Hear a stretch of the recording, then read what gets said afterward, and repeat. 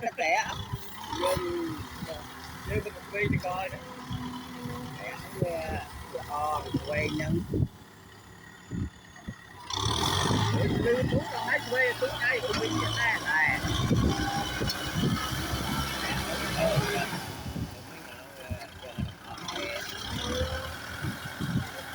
quay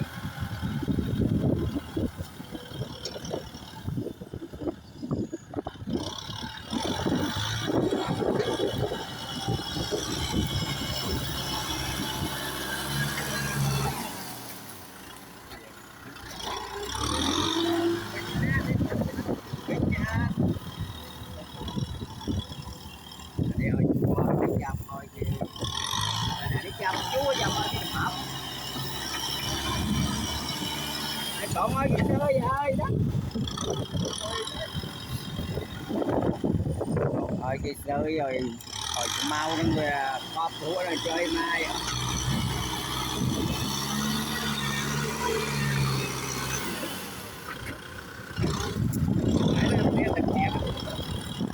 mau tọt nè nó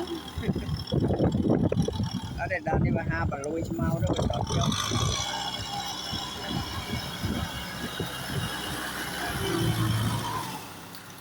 bố sao tại đi nát á lớn nữa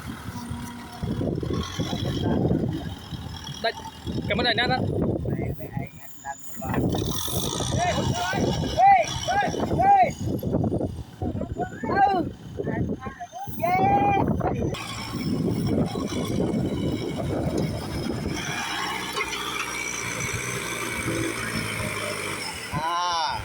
tinh sàn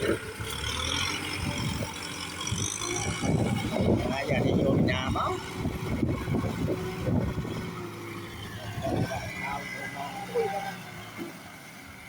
bắt cái